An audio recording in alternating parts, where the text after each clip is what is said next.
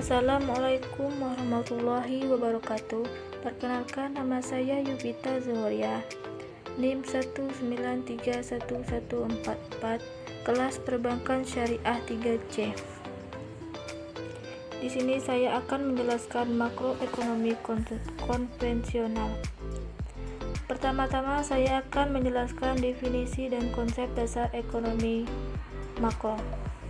Ekonomi makro adalah ilmu yang mempelajari kegiatan perekonomian secara agregat atau menyeluruh, dan di dalamnya membahas isu-isu penting dalam ekonomi makro, yaitu pendapat nasional, tingkat bunga, tingkat pengangguran, inflasi, neraca pembayaran, dan perdagangan nasional.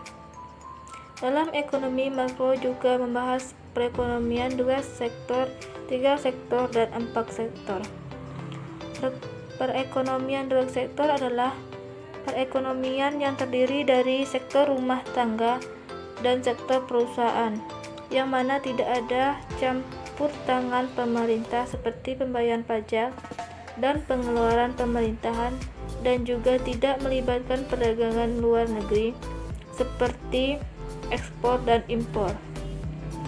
Dalam perekonomian 2 sektor, sumber pendapatan yang dihasilkan dari rumah tangga adalah dari sektor perusahaan yang berupa gaji, upah, sewa, bunga, keuntungan. Pendapat yang digunakan rumah tangga bertujuan untuk konsumsi dan ditabung. Perekonomian 3 sektor adalah kegiatan perekonomian yang melibatkan sektor perusahaan, rumah tangga, dan pemerintah. Kegiatan pemerintah menimbulkan 2 aliran pembayaran, yaitu 1. Pajak yang dibayar perusahaan rumah tangga pada pemerintahan, dan 2. Pengeluaran pemerintahan.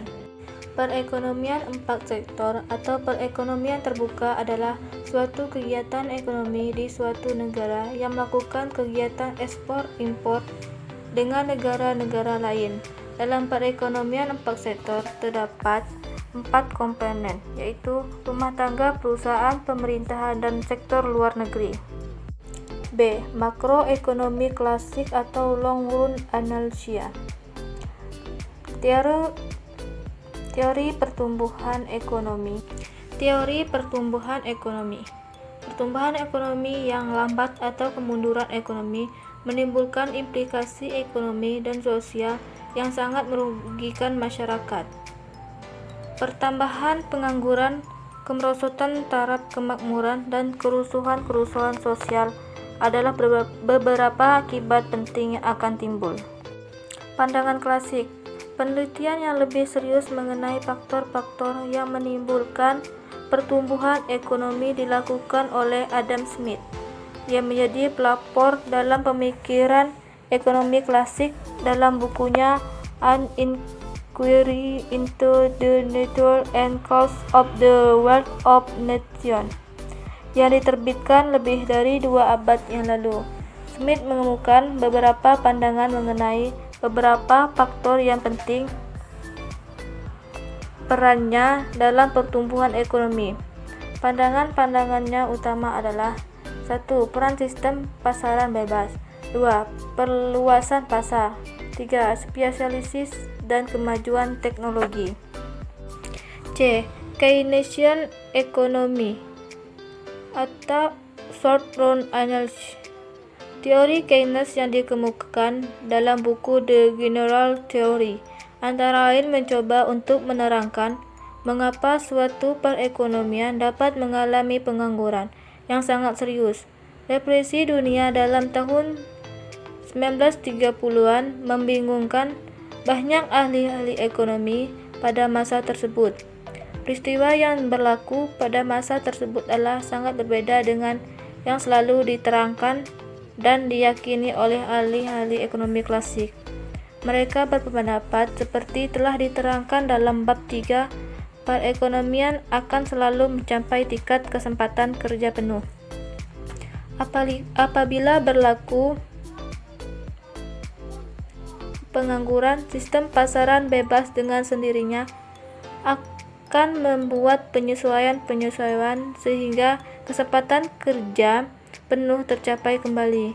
Mereka berkeyakinan kebijakan pemerintah tidak diperlukan untuk memulihkan kegiatan ekonomi ke tingkat kesempatan kerja penuh.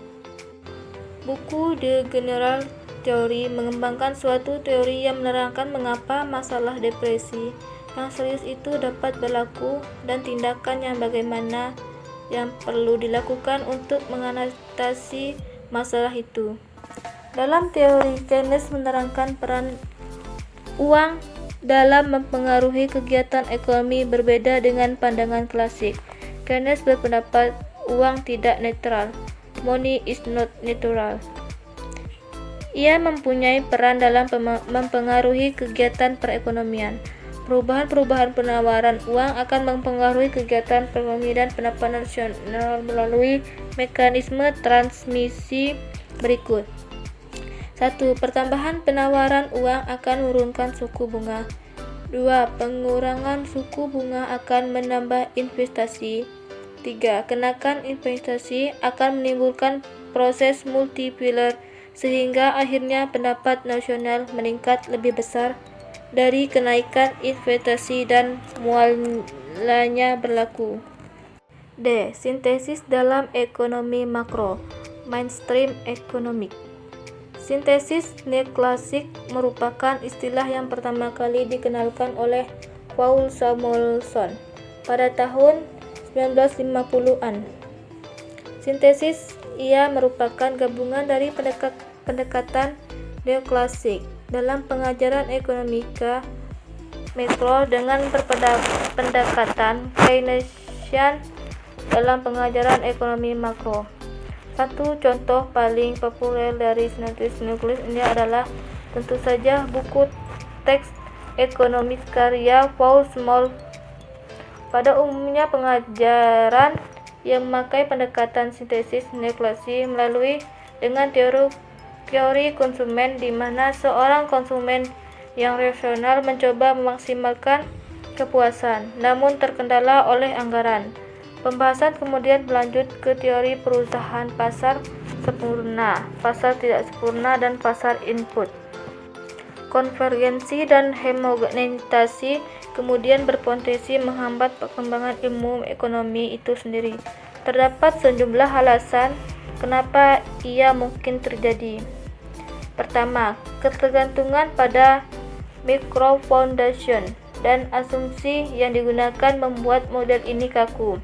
Berbagai studi menunjukkan keterbatasan manusia dalam mengolah informasi sehingga fondasi mikro yang berdasarkan pada optimizing target bisa menjadi kurang relevan.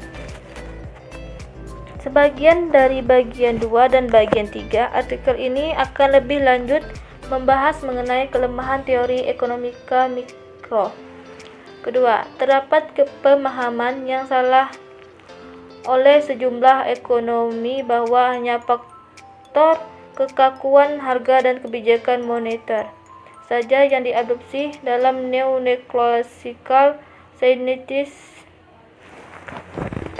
Warren Lewis misalnya mengkritik dengan keras pandangan sempit yang menyatakan bahwa hanya kekakuan harga dan kebijakan moneter saja yang penting dalam pendekatan Keynesian. Ketiga, terdapat pengakuan dari kalangan mainstream bahwa memang terdapat kendala teknis dalam memasukkan berbagai friksi, terutama financial friction, ke dalam model DSGE. Friksi dalam perekonomian seperti financial friction, price friction, kekakuan harga, dan labor friction merupakan fitur penting dalam sintesis baru ini, karena friksi-friksi ini merupakan ciri khas teori Keynes yang menunjukkan bahwa dalam jangka pendek perekonomian tidak berada dalam kondisi equilibrium. Baiklah, inilah yang dapat saya jelaskan. Wassalamualaikum warahmatullahi wabarakatuh.